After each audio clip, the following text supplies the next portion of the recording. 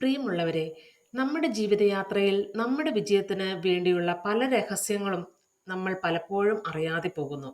എന്നാൽ ഇത് മനസ്സിലാക്കിയവർ വിജയികളാവുന്നു. 1956 പുറത്തിറങ്ങിയ ഏൾ നൈറ്റിംഗേലിന്റെ ദ സ്ട്രേഞ്ചസ്റ്റ് സീക്രട്ട് എന്ന ശബ്ദ സന്ദേശം ഇത് കേട്ടവരെല്ലാം ജീവിതത്തിൽ വളരെ വലിയ മാറ്റങ്ങൾ ഉണ്ടാക്കുവാൻ സാധിച്ചു എന്നതാണ് വാസ്തവം. അവർ ചെയ്തത് ഇത്രമാത്രം: നിരന്തരമായി ഇത് കേട്ടു. ജീവിത വിജയത്തിന് ആവശ്യമായ രഹസ്യങ്ങളെല്ലാം ഉൾക്കൊള്ളിച്ച ലോകത്തിലെ ഏറ്റവും വിചിത്രമായ ആ രഹസ്യത്തെക്കുറിച്ച് ഞാൻ നിങ്ങളോട് പറയുവാൻ ആഗ്രഹിക്കുന്നു. കുറച്ച് നാളുകൾക്ക് മുൻപ് മഹാനായ ഡോക്ടറും നോബൽ സമ്മാന ജേതാവുമായ ആൽബർട്ട് ഷീസ് ലണ്ടനിൽ ഒരു അഭിമുഖം നടത്തുകയായിരുന്നു. ഒരു റിപ്പോർട്ടർ അദ്ദേഹത്തോട് ചോദിച്ചു, ഡോക്ടർ, എന്താണ് ആളുകളുടെ പ്രശ്നം? മഹാനായ ആ ഡോക്ടർ ഒരു നിമിഷം നിശബ്ദനായി. എന്നിട്ട് പറഞ്ഞു, ലളിതമായി പറഞ്ഞാൽ ആളുകൾ ചിന്തിക്കുന്നില്ല. ഇതിനെക്കുറിച്ചാണ് ഇന്ന് ഞാൻ നിങ്ങളോട് സംസാരിക്കുന്നത്. നാം ഇന്ന് ജീവിക്കുന്നത് ഒരു സുവർണ കാലഘട്ടത്തിലാണ്. ആയിരക്കണക്കിന് വർഷങ്ങളായി മനുഷ്യൻ ഉറ്റുനോക്കിക്കൊണ്ടിരുന്ന, സ്വപ്നം കണ്ട, പ്രയത്നിച്ച ഒരു യുഗമാണ്. ഒരുപക്ഷെ നമുക്ക് നിസ്സാരമായി തോന്നിയേക്കാം, എല്ലാവർക്കും തുല്യമായ അവസരങ്ങളുള്ള സമൃദ്ധമായ ഒരു ലോകത്ത് ജീവിക്കാൻ കഴിഞ്ഞതിൽ നാം ഭാഗ്യവാന്മാരാണ്. എന്നാൽ എന്താണ് സംഭവിക്കുന്നതെന്ന് നിങ്ങൾക്കറിയാമോ? 25 വയസ്സുള്ള 100 പേരെ എടുക്കാം. 65 വയസ്സാവുമ്പോഴേക്കും അവർക്ക് എന്ത് സംഭവിക്കുന്നു എന്ന് നിങ്ങൾക്ക് എന്തെങ്കിലും ധാരണയുണ്ടോ? 25 വയസ്സിൽ ജീവിതം ആരംഭിക്കുന്ന ഈ 100 പേരും തങ്ങൾ വിജയിക്കുമെന്ന് വിശ്വസിക്കുന്നു. ഇതിൽ ആരോടെങ്കിലും വിജയിക്കാൻ ആഗ്രഹമുണ്ടോ എന്ന് ചോദിച്ചാൽ വിജയിക്കണമെന്ന് അവർ പറയും. ജീവിതത്തോടുള്ള ആവേശവും ഉത്സാഹവും കണ്ണുകളിലെ പ്രത്യേക തിളക്കവും ജീവിതയാത്രയുടെ വ്യക്തതയും അവരിൽ കാണുവാൻ കഴിയുന്നെന്ന് മാത്രമല്ല, ജീവിതം വളരെ രസകരമായ ഒരു സാഹസികതയായി കാണുന്നു എന്നും മനസ്സിലാക്കാൻ കഴിയും. എന്നാൽ 65 വയസ്സാകുമ്പോഴേക്കും ഈ 100 പേരിൽ ഒരാൾ മാത്രമാണ് സമ്പന്നനാകുന്നത്. 4 പേർ സാമ്പത്തികമായി സ്വതന്ത്രരാകും. 5 പേർ ജോലിക്കാരായി തുടരുകയും ചെയ്യും. 54 പേർ ഒരു പ്രയോജനമില്ലാത്തവരായി പരാജയപ്പെട്ടു പോവുകയും ചെയ്യുന്നു. ഇനി ഒരു നിമിഷം ചിന്തിക്കൂ, 5 പേരിൽ ഒരാൾ മാത്രമാണ് ജീവിതത്തിൽ വിജയിക്കുന്നത് അല്ലെങ്കിൽ ഗ്രേഡ് നേടുന്നത്. എന്തുകൊണ്ടാണ് അധികം പേരും പരാജയപ്പെടുന്നത്? അവർക്ക് 25 വയസ്സായപ്പോൾ ഉണ്ടായിരുന്ന ഉത്സാഹത്തിന് എന്തു സംഭവിച്ചു? സ്വപ്നങ്ങളും പ്രതീക്ഷകളും പദ്ധതികളും എന്തായി? ഈ മനുഷ്യർ ചെയ്യാൻ ആഗ്രഹിച്ചതും അവർ യഥാർത്ഥത്തിൽ നേടിയതും തമ്മിൽ ഇത്രയും വലിയ അന്തരം വന്നത് എന്തുകൊണ്ടാണ്? 5% വിജയം കൈവരിച്ചു എന്ന് പറയുമ്പോൾ വിജയത്തെ നമ്മൾ നിർവചിക്കേണ്ടതായിട്ടുണ്ട്. എനിക്കിതുവരെ കണ്ടെത്താൻ കഴിഞ്ഞ നിർവചനം ഇതാണ്: വിജയം എന്നത് ഉചിതമായ ഒരാദർശത്തിന്റെ പുരോഗമനപരമായ സാക്ഷാത്കാരമാണ്. ഒരു മനുഷ്യൻ മുൻകൂട്ടി നിശ്ചയിച്ച ലക്ഷ്യത്തിനായി പ്രവർത്തിക്കുകയും അവൻ എവിടേക്കാണ് പോകുന്നതെന്ന് അറിയുകയും ചെയ്യുന്നുവെങ്കിൽ അവൻ വിജയമാണ്. അങ്ങനെ ചെയ്യുന്നില്ലെങ്കിൽ അവൻ ഒരു പരാജയമാണ്. ഉചിതമായ ഒരാദർശത്തിന്റെ പുരോഗമനപരമായ സാക്ഷാത്കാരമാണ് വിജയം. വിഖ്യാത മനഃശാസ്ത്രജ്ഞനായ റോളോമെ തന്റെ മെയിൻ സെർച്ച് ഫോർ ഹിംസെൽഫ് എന്ന മനോഹരമായ പുസ്തകത്തിലൂടെ എഴുതുകയുണ്ടായി, നമ്മുടെ ധൈര്യത്തിന്റെ വിപരീതം ഭീരുത്വമല്ലെന്ന്. അദ്ദേഹം പറയുന്നു, ഇത് അനുരൂപതയാണ്. അവിടെയാണ് ഇന്ന് നിങ്ങളുടെ പ്രശ്നം: അനുരൂപത. ആളുകൾ എന്തിനാണ്, എവിടേക്കാണ് പോകുന്നതെന്ന് അറിയാതെ മറ്റുള്ളവരെ പോലെ പെരുമാറുന്നു എന്നതാണ്. ഇനി ഒന്ന് ചിന്തിക്കൂ, 65 വയസ്സിൽ കൂടുതലുള്ള 40 ദശലക്ഷം ആളുകളിൽ ഇതിൽ 30 ദശലക്ഷം ആളുകളുടെ ജീവിതം പരാജയപ്പെടുന്നു. ജീവിതാവശ്യങ്ങൾക്കായി അവർ മറ്റുള്ളവരെ ആശ്രയിക്കുന്നു. സാധാരണഗതിയിൽ 7 വയസ്സാകുമ്പോൾ വായിക്കുവാൻ പഠിക്കുന്നു, 25 വയസ്സാകുമ്പോഴേക്കും ജീവിക്കാൻ പഠിക്കുന്നു. ഒട്ടുമിക്ക ആളുകളും ആ സമയമാകുമ്പോഴേക്കും ജീവിതം നയിക്കുക മാത്രമല്ല, ഒരു കുടുംബത്തെ പോറ്റുക കൂടി ചെയ്യുന്നു. എന്തുകൊണ്ട് നാം സമൂഹത്തിലെ മറ്റുള്ളവരെ പോലെ അനുരൂപപ്പെട്ടു പോകുന്നു അല്ലെങ്കിൽ പൊരുത്തപ്പെട്ടു പോകുന്നു? നാം തെറ്റായ ശതമാനം ഗ്രൂപ്പിനെ പോലെയാണ് പ്രവർത്തിക്കുന്നത്, അതായത് വിജയിക്കാത്ത 95% ആളുകളെ പോലെ. എന്തുകൊണ്ടാണ് ഇങ്ങനെ പൊരുത്തപ്പെട്ടു പോകുന്നതെന്ന് അവർക്ക് പോലും അറിയില്ല. തങ്ങളുടെ ജീവിതം സാഹചര്യങ്ങളാൽ രൂപപ്പെട്ടതാണെന്ന് ഈ ആളുകൾ വിശ്വസിക്കുന്നു. ബാഹ്യശക്തികളാൽ അവരിൽ സംഭവിക്കുന്ന കാര്യങ്ങൾ വിശ്വസിക്കുന്നതിനാൽ അവർ ബാഹ്യ സംവിധാനത്തിലുള്ള ആളുകളാണ്. ഒരിക്കൽ ജോലിയുള്ള പുരുഷന്മാരെയും ജോലി ഇല്ലാത്ത പുരുഷന്മാരെയും ഒരുമിച്ച് ഒരു സർവേ നടത്തപ്പെട്ടു. അതിൽ എന്താണ് നിങ്ങൾ ജോലിക്ക് പോകുന്നത്, എന്തിനാണ് നിങ്ങൾ രാവിലെ എണീക്കുന്നത് എന്ന ചോദ്യത്തിന് 20-19 പേരും പറഞ്ഞത് അറിയില്ല എന്നാണ്. അവരോട് ചോദിച്ചാൽ അവർ പറയും, എല്ലാവരും ജോലിക്ക് പോകുന്നു, അതുകൊണ്ട് അവരും. ഇനി വിജയത്തിന്റെ നിർവചനത്തിലേക്ക് തിരിച്ചു പോകാം. ഉചിതമായ ഒരാദർശം ക്രമാനുഗതമായി സാക്ഷാത്കരിക്കുന്ന ഒരു മനുഷ്യൻ മാത്രമാണ് വിജയിക്കുന്നത്. ഞാൻ ഇതായി തീരുവാൻ പോകുന്നു എന്ന് പറയുന്ന ഒരാൾ ആ ലക്ഷ്യത്തിനായി പ്രവർത്തിക്കാൻ തുടങ്ങുന്നു. വിജയിച്ച ആളുകൾ ആരാണെന്ന് ഞാൻ നിങ്ങളോട് പറയാം. സ്കൂളിൽ പഠിപ്പിക്കുന്ന അധ്യാപകൻ വിജയമാണ്, കാരണം അയാൾ ഒരു അധ്യാപകനാകാൻ ആഗ്രഹിച്ചു. ഭാര്യയും അമ്മയുമാകാൻ ആഗ്രഹിച്ച ഒരു സ്ത്രീ അതായി തീരുകയും അത് നന്നായി ചെയ്യുകയും ചെയ്യുമ്പോൾ അവൾ വിജയമാണ്. ഗ്യാസ് സ്റ്റേഷൻ നടത്താൻ ആഗ്രഹിച്ച ഒരാൾ വിജയമാണ്, കാരണം അയാൾ തുടർന്ന് ആ ജോലിയാണ് ചെയ്യുന്നത്. ഒരു സെയിൽസ്മാൻ ആകാൻ ആഗ്രഹിക്കുകയും തുടർന്ന് തന്റെ ഓർഗനൈസേഷനോടൊപ്പം പ്രവർത്തിക്കുകയും ചെയ്യുന്ന ഒരു സെയിൽസ്മാൻ വിജയമാണ്, കാരണം മുൻകൂട്ടി നിശ്ചയിച്ച ജോലി ചെയ്യുന്ന ഏതൊരാളും വിജയമാണ്, കാരണം മനഃപൂർവ്വം അവൻ അല്ലെങ്കിൽ അവൾ അതാണ് ചെയ്യാൻ ആഗ്രഹിച്ചത്. എന്നാൽ 20 പേരിൽ ഒരാൾ മാത്രമാണ് അത് ചെയ്യുന്നുള്ളൂ. അതുകൊണ്ട് ഇന്ന് നമ്മൾ സ്വയം ചെയ്യുന്നില്ല എങ്കിൽ യഥാർത്ഥത്തിൽ ഒരു മത്സരമില്ല. പരസ്പരം മത്സരിക്കുന്നതിന് പകരം നമ്മൾ ചെയ്യേണ്ടത് സൃഷ്ടിപരമായ കാര്യങ്ങൾ ചെയ്യുക എന്നതാണ്. 20 വർഷങ്ങളായി ഒരു മനുഷ്യന് എന്ത് സംഭവിക്കുന്നു എന്ന് നിർണ്ണയിക്കുന്ന ഒരു താക്കോൽ ഉണ്ടോ എന്ന് അന്വേഷിച്ചുകൊണ്ടിരിക്കുകയായിരുന്നു. ഭാവിയിലെ വലിയ ഒരു പരിധി വരെ നിർണ്ണയിക്കാൻ കഴിയുന്ന ഒരു താക്കോൽ. ഒരു വ്യക്തിക്ക് അത് അറിയാമെങ്കിലും അത് എങ്ങനെ ഉപയോഗിക്കണമെന്ന് അറിയില്ല എങ്കിൽ അയാൾ വിജയിക്കുമെന്ന് ഉറപ്പു നൽകുന്ന ഒരു താക്കോൽ യഥാർത്ഥത്തിൽ ഉണ്ടായിരുന്നോ? അതെ, അങ്ങനെ ഒരു താക്കോൽ ഉണ്ട്. ഞാൻ അത് കണ്ടെത്തി. ഇത്രയും ആളുകൾ കഠിനാധ്വാനം ചെയ്തിട്ടും പ്രത്യേകിച്ച് ഒന്നും നേടാൻ കഴിയാത്തത് എന്തുകൊണ്ടാണെന്ന്, കഠിനാധ്വാനം ചെയ്യാതെ തന്നെ പലർക്കും എല്ലാം നേടാൻ കഴിയുന്നത് എന്തുകൊണ്ടാണെന്നും നിങ്ങൾ ചിന്തിച്ചിട്ടുണ്ടോ? എന്നാൽ ഞാൻ പറയാം, അവർക്കൊരു മാന്ത്രിക സ്പർശമുണ്ട്. ചിലരെ കുറിച്ച് പറയുന്നത് കേട്ടിട്ടുണ്ടാവും, അവർ തൊടുന്നതെല്ലാം പൊന്നായി മാറുന്നു എന്നത്. വിജയിക്കുന്ന ഒരു മനുഷ്യൻ വിജയിയായി തീരുന്നത് മറിച്ച് പരാജയപ്പെടുന്ന ഒരാൾ തുടർച്ചയായി പരാജയപ്പെടുന്നതും ശ്രദ്ധിച്ചിട്ടുണ്ടോ? അതെ, ലക്ഷ്യങ്ങളാണ് അതിന് കാരണം. നമ്മളിൽ ചിലർക്ക് അതുണ്ട്, ചിലർക്കില്ല. ലക്ഷ്യമുള്ള ആളുകൾ വിജയിക്കുന്നു, കാരണം അവർ എവിടേക്കാണ് പോകുന്നതെന്ന് അവർക്കറിയാം. നമുക്കൊരു ഉദാഹരണം നോക്കാം. തുറമുഖം വിടുന്ന ഒരു കപ്പലിനെ കുറിച്ച് ചിന്തിക്കുക. അതിന്റെ യാത്ര മാപ്പ് ചെയ്ത് പൂർണ്ണമായും ആസൂത്രണം ചെയ്തിട്ടുണ്ട്. അത് എവിടേക്കാണ് പോകുന്നതെന്ന്, എത്ര സമയം എടുക്കുന്നുവെന്നും ക്യാപ്റ്റനും ക്രൂവിനും കൃത്യമായി അറിയാം. അതിന് കൃത്യമായ ഒരു ലക്ഷ്യമുണ്ട്. 100-ൽ 99% അത് എത്തേണ്ടിടത്ത് തന്നെ എത്തും. ഇനി നമുക്ക് മറ്റൊരു കപ്പലിനെ എടുക്കാം. ആദ്യത്തേത് പോലെ ഇതിനൊരു ക്യാപ്റ്റനോ ക്രൂവോ ലക്ഷ്യസ്ഥാനമോ നൽകിയിട്ടില്ല. അതിന്റെ എഞ്ചിനുകൾ പ്രവർത്തിച്ച് സ്റ്റാർട്ട് ചെയ്ത് പോകാൻ അനുവദിക്കുന്നു. തുറമുഖത്തു നിന്ന് പുറപ്പെടുന്ന കപ്പൽ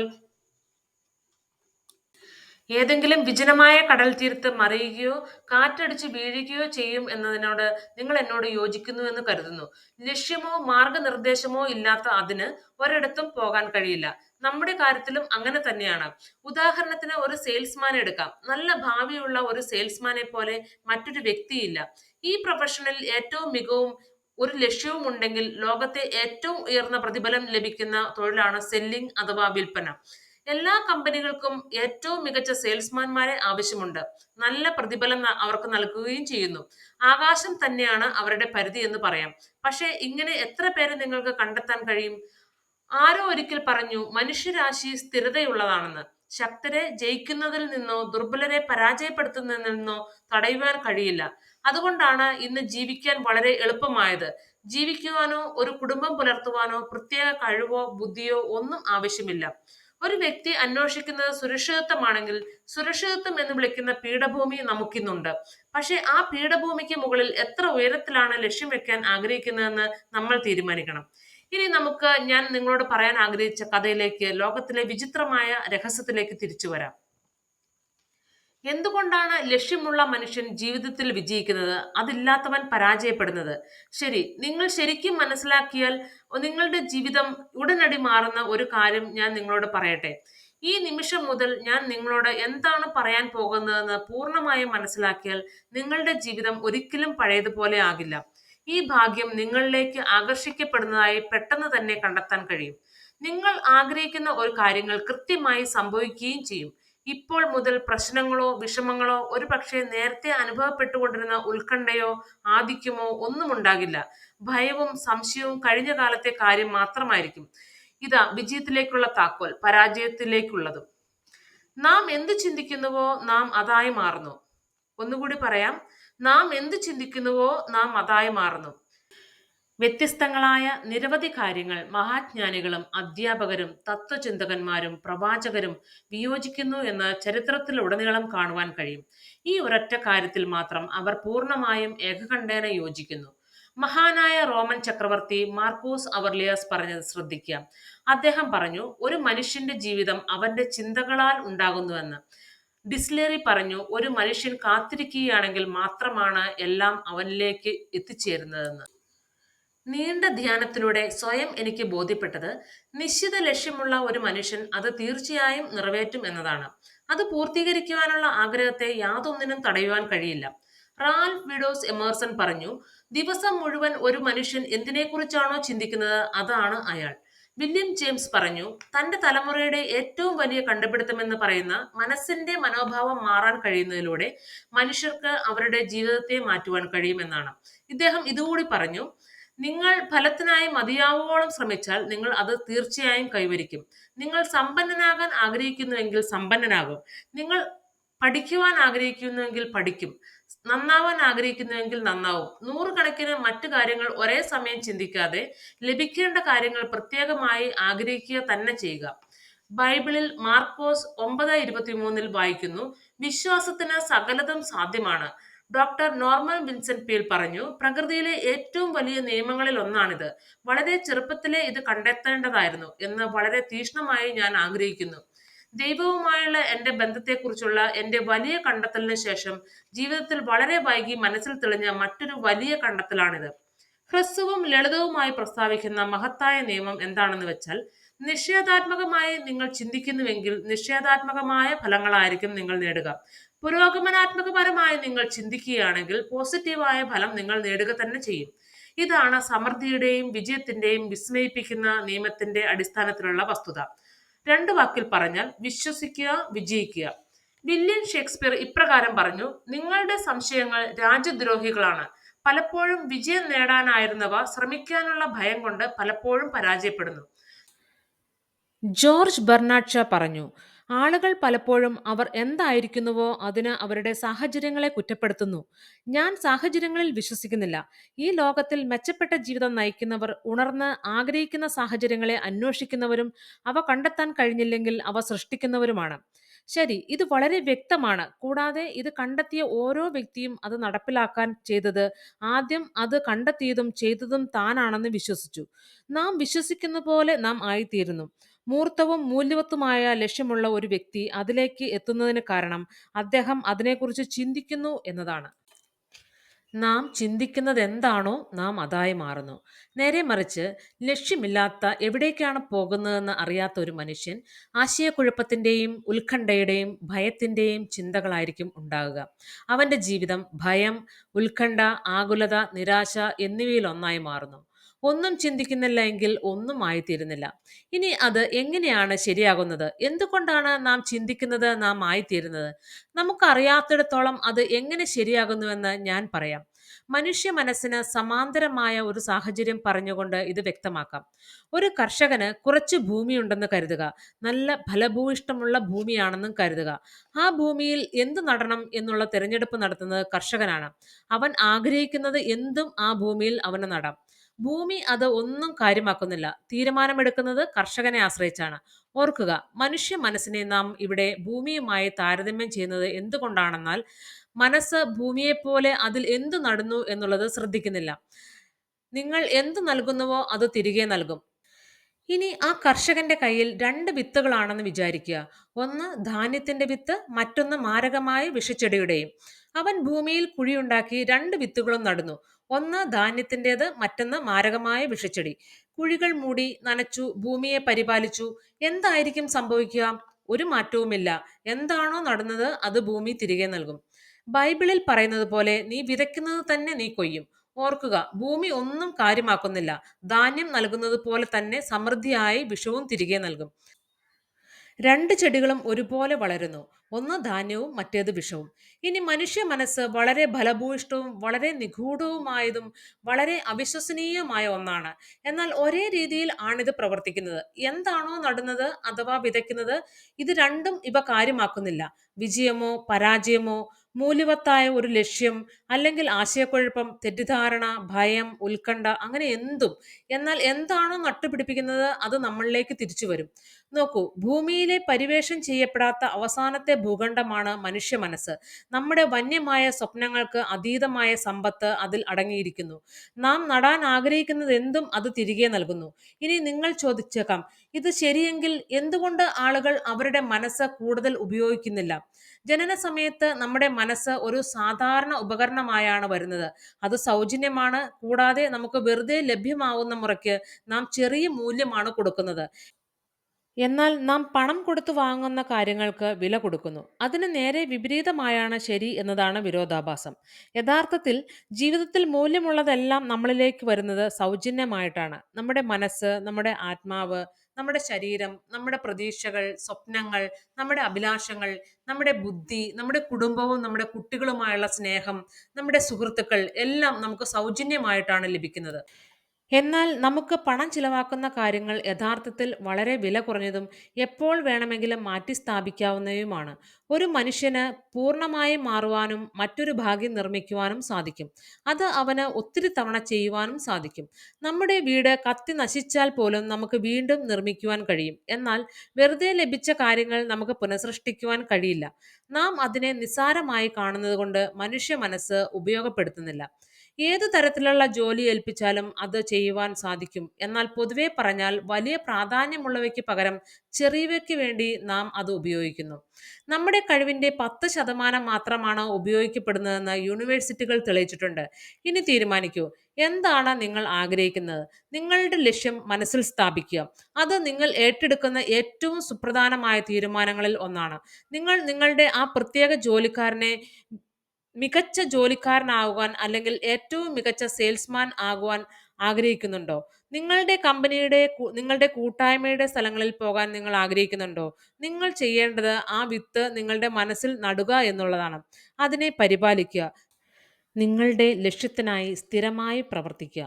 അത് യാഥാർത്ഥ്യമാകും. അത് സംഭവിക്കുമെന്ന് മാത്രമല്ല, സംഭവിക്കാതിരിക്കാൻ യാതൊരു മാർഗവുമില്ല.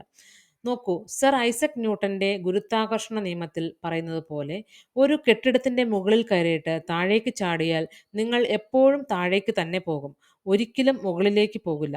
പ്രകൃതിയുടെ മറ്റൊരു നിയമവുമായി ഇതിന് സാമ്യമുണ്ട്. അവ എപ്പോഴും ഫലം കായ്ക്കുന്നു. അവ മാറ്റമില്ലാത്തവയാണ്. നിങ്ങളുടെ ലക്ഷ്യത്തെക്കുറിച്ച് ശാന്തമായി പോസിറ്റീവായ രീതിയിൽ ചിന്തിക്കുക.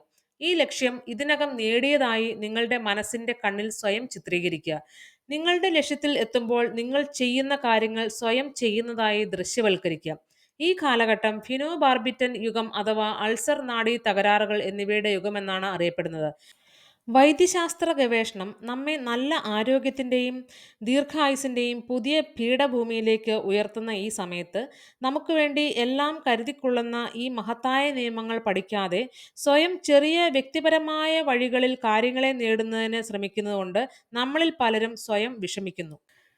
നമ്മുടെ ശീലിച്ച ചിന്താഗതിയിലൂടെ ഈ കാര്യങ്ങൾ നാം സ്വയം കൊണ്ടുവരുന്നു. നമ്മൾ ഓരോരുത്തരും അവനവന്റെ ചിന്തകളുടെ ആകെ തുകയാണ്. ഒരുവൻ സമ്മതിച്ചാലും ഇല്ലെങ്കിലും താൻ ശരിക്കും ആയിരിക്കുവാൻ ആഗ്രഹിക്കുന്നത് എവിടെയാണോ കൃത്യം അവിടെ തന്നെയാണ്. നമ്മൾ ഓരോരുത്തരും ഭാവിയെക്കുറിച്ചുള്ള ചിന്തകളുടെ ഫലങ്ങളിൽ ജീവിക്കണം. കാരണം ഇന്നും നാളെയും അടുത്ത മാസമോ അടുത്ത വർഷമോ നിങ്ങൾ ചിന്തിക്കുന്നത് എന്താണോ അതാണ് നിങ്ങളുടെ ജീവിതത്തിൽ രൂപപ്പെട്ടു വരികയും നിങ്ങളുടെ ഭാവി നിർണ്ണയിക്കുകയും ചെയ്യുന്നത്. നിങ്ങളുടെ മനസ്സാണ് നിങ്ങളെ നയിക്കുന്നത്. ഒരിക്കൽ ഞാൻ അരിസോണയിലൂടെ വാഹനം ഓടിക്കുമ്പോൾ ഭീമാകാരനായ ഒരു യന്ത്രത്തിൽ ഒന്ന് ഏകദേശം 35 മൈൽ വേഗതയിൽ 20 ടൺ അഴുക്ക് പോലുള്ള എന്തോ ഒന്നുമായി റോഡിലൂടെ ഭൂമിയെ ചലിപ്പിക്കുന്ന രീതിയിൽ പായുന്നത് ഞാൻ കണ്ടു. അവിശ്വസനീയമായ ഒരു ഗംഭീര യന്ത്രം. കൈകളിൽ സ്റ്റീറിംഗുമായി ഒരു ചെറിയ മനുഷ്യൻ മുകളിലേക്ക് കയറി അതിനെ നിയന്ത്രിക്കുന്നു. ഞാൻ വണ്ടി ഓടിച്ചു പോകുമ്പോൾ ആ യന്ത്രത്തിന്റെ മനുഷ്യ മനസ്സുമായുള്ള സാമ്യം എന്നെ ഞെട്ടിച്ചു. ഇത്തരത്തിലുള്ള ഒരു വലിയ ഊർജ സ്രോതസ്സിന്റെ നിയന്ത്രണത്തിലാണ് നിങ്ങൾ ഇരിക്കുന്നതെന്ന് കരുതുക.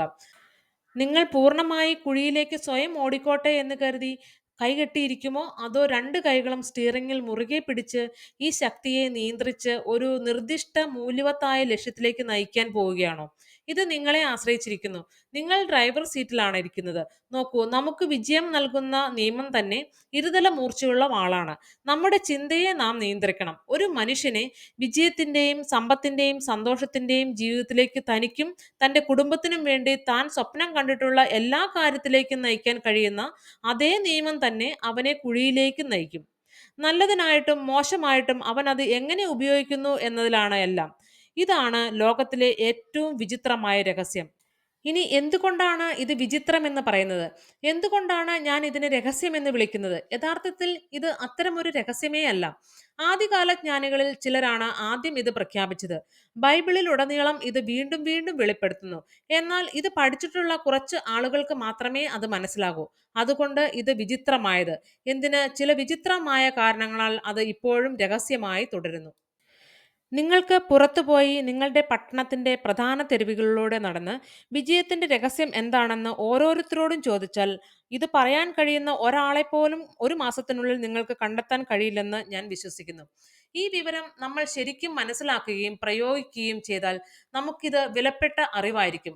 ഇത് നമ്മുടെ ജീവിതത്തിൽ മാത്രമല്ല, നമ്മുടെ ചുറ്റുപാടുള്ളവരുടെയും കുടുംബത്തിന്റെയും ജോലിക്കാരുടെയും സഹകാരികളുടെയും സുഹൃത്തുക്കളുടെയും എല്ലാവരുടെയും ജീവിതത്തിൽ വിലപ്പെട്ടതായിരിക്കും.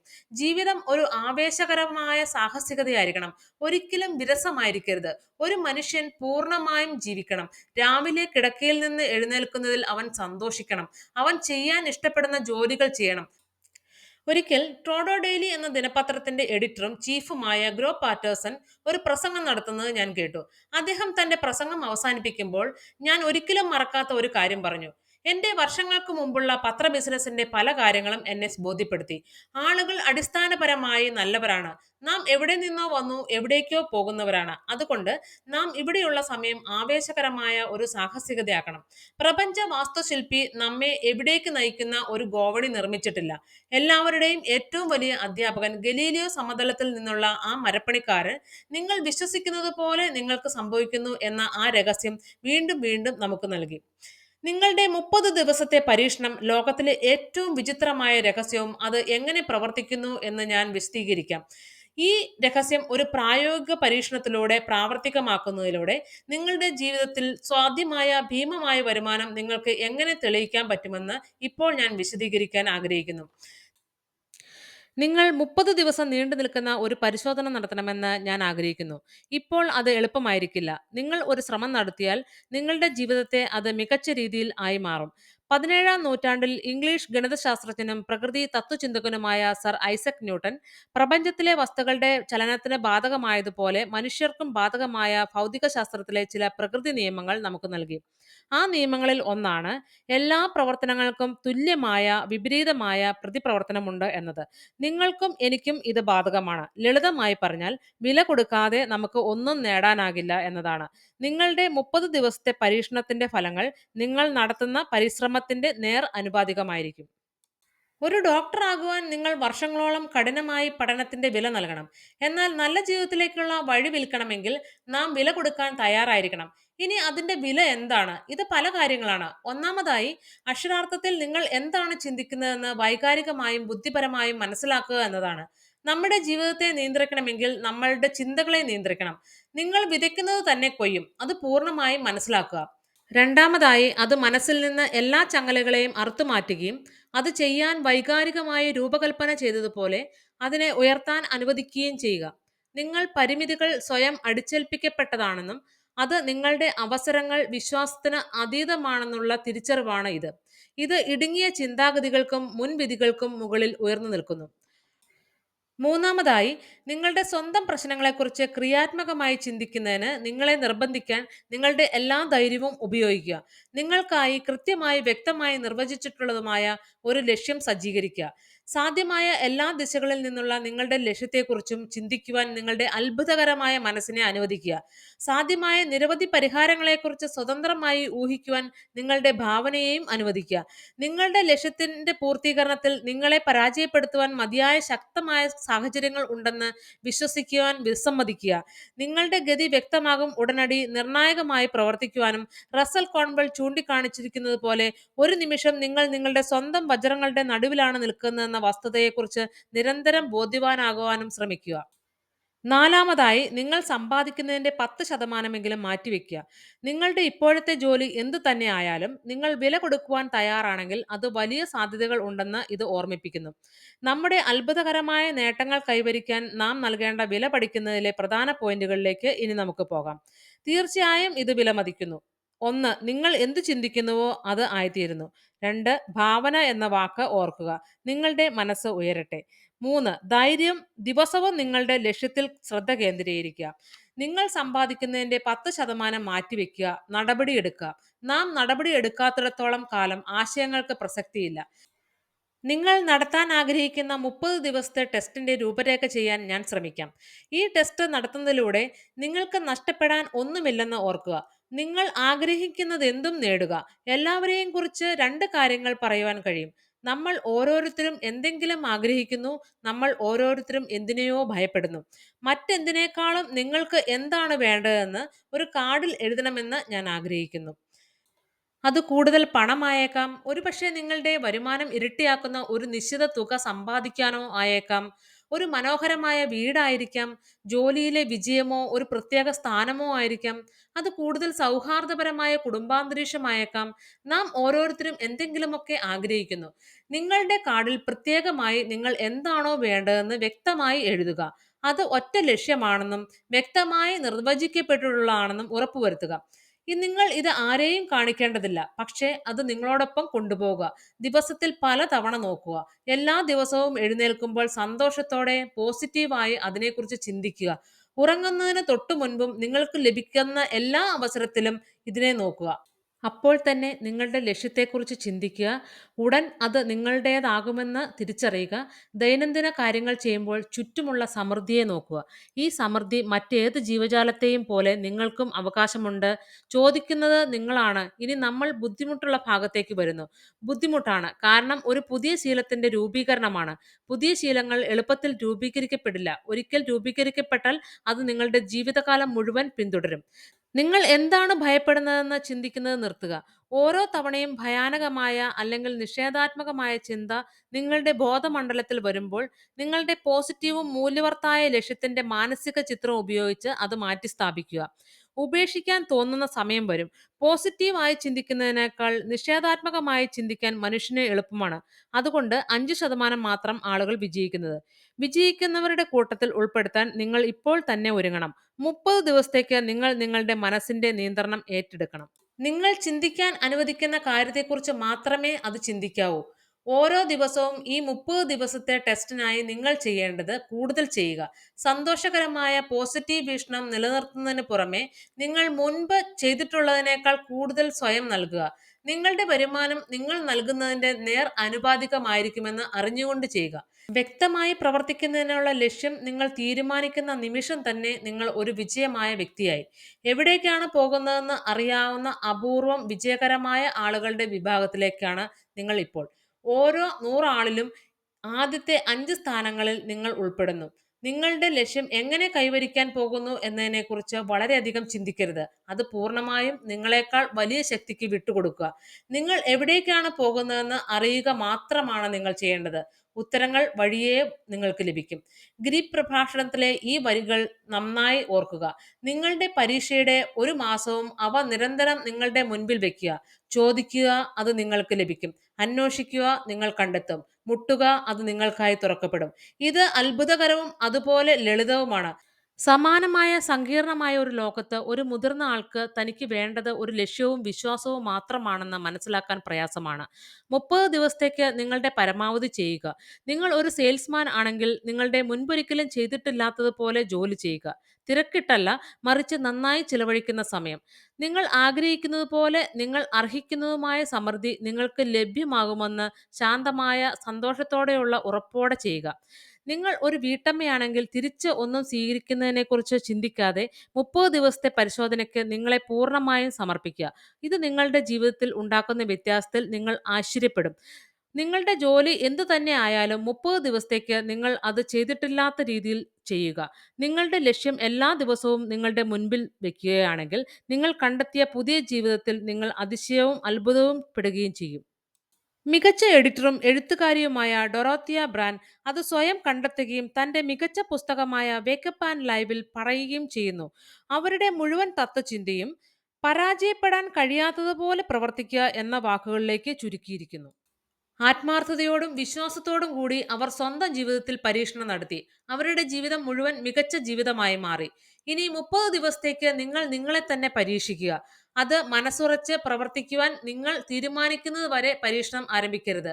സ്ഥിരോത്സാഹത്തോടു കൂടി നിങ്ങൾ വിശ്വാസമാണ് പ്രകടിപ്പിക്കേണ്ടത്. സ്ഥിരോത്സാഹം എന്നത് വിശ്വാസത്തിന്റെ മറ്റൊരു പദമാണ്. നിങ്ങൾക്ക് വിശ്വാസമില്ലെങ്കിൽ നിങ്ങൾ ഒരിക്കലും നിലനിൽക്കുകയില്ല. നിങ്ങളുടെ ആദ്യത്തെ 30 ദിവസങ്ങളിൽ നിങ്ങൾ പരാജയപ്പെടുകയാണെങ്കിൽ പെട്ടെന്ന് നിഷേധാത്മകമായ ചിന്തകളിൽ സ്വയം തളർന്നു പോയതായാണ് ഞാൻ മനസ്സിലാക്കുന്നത്. ആ നിമിഷം നിങ്ങൾ വീണ്ടും ആരംഭിക്കുക. 30 ദിവസം കൂടി ആവർത്തിക്കുക. ഒന്നും അസാധ്യമല്ലാത്തവരുടെ ആ ന്യൂനപക്ഷത്തിൽ ഒരാളായി നിങ്ങൾ നിങ്ങളെ കണ്ടെത്തുന്നത് വരെ. ക്രമേണ നിങ്ങളുടെ പുതിയ ശീലം രൂപപ്പെടും. കാർഡ് മറക്കരുത്. ഈ പുതിയ ജീവിത രീതി ആരംഭിക്കുമ്പോൾ അത് വളരെ പ്രധാനമാണ്. കാർഡിന്റെ ഒരു വശത്ത് നിങ്ങളുടെ ലക്ഷ്യം എഴുതുക. മറുവശത്ത് ഗിരിപ്രഭാഷണത്തിൽ നിന്ന് ഞാൻ ഉദ്ധരിച്ച വാക്കുകൾ എഴുതുക. ചോദിക്കുക, അത് നൽകും. അന്വേഷിക്കുക, അത് നിങ്ങൾ കണ്ടെത്തും. മുട്ടുക, അത് നിങ്ങൾക്കായി തുറക്കപ്പെടും. നിങ്ങളുടെ ടെസ്റ്റ് കാലയളവിൽ നിങ്ങളെ ഒഴിവുള്ള സമയങ്ങളിൽ നിങ്ങളെ സഹായിക്കുന്ന പുസ്തകങ്ങൾ വായിക്കുക. ബൈബിൾ, ഡൊറോത്തിയ ബ്രാൻഡിന്റെ ദ വേക്കപ്പ് ആൻഡ് ലൈവ്, ക്രോഡഡ് the magic of believe, Napoleon ഹിൽസിന്റെ the think and grow rich തുടങ്ങുന്ന പ്രചോദനാത്മകപരമായ പുസ്തകങ്ങൾ വായിക്കുക. പ്രചോദനമില്ലാതെ മഹത്തായ യാതൊന്നും ഇതുവരെ സംഭവിക്കുന്നില്ല. ഈ നിർണായകമായ ആദ്യ 30 ദിവസങ്ങളിൽ നിങ്ങളുടെ സ്വന്തം പ്രചോദനം ഏറ്റവും ഉയർന്ന നിലയിലാണെന്ന് മനസ്സിലാക്കുക. എല്ലാത്തിനുമുപരി വിഷമിക്കരുത്. ഉത്കണ്ഠ ഭയം കൊണ്ടുവരുന്നു. ഭയം വികലമാണ്.